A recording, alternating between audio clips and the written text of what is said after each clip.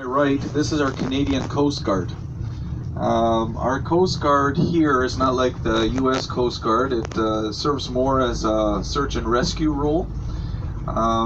Just to give you guys some sort of comparison compared to the U.S. Coast Guard, the U.S. Coast Guard and their Navy is much bigger than ours, even though we have more coastal waters to protect and a much bigger country.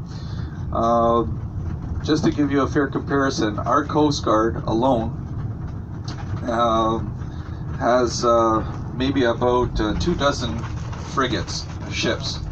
So the U.S. Coast Guard is actually bigger than our Navy and Coast Guard put together, and that's just the U.S. Coast Guard alone. So just to give you guys some sort of comparison, the U.S. Coast Guard is much bigger than ours. So pretty much ours is just a search and rescue, and also delivers diesel fuel to the lighthouses. Now we're approaching here Ogden Point onto my right.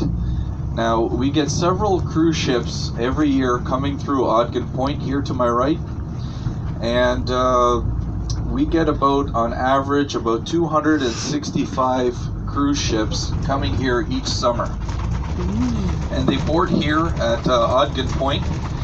Ogden Point was named after Peter Ogden, and Peter Ogden used to work for the Northwest Fur Trading Company before he was acquired by the Hudson Bay Fur Trading Company.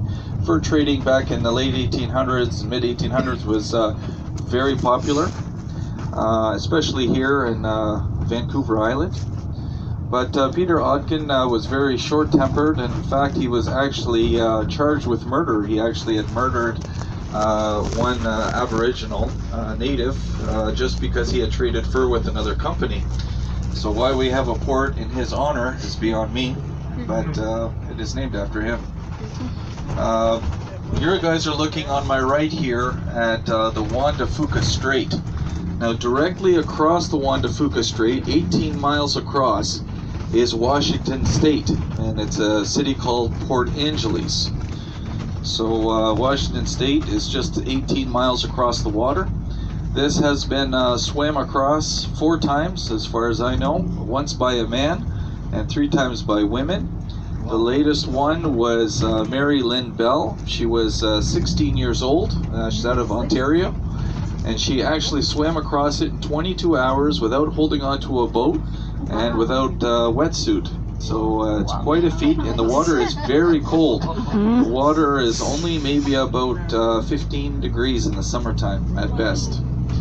So it's fairly cold water. And on top of that, didn't get eaten by a whale, so that is quite impressive.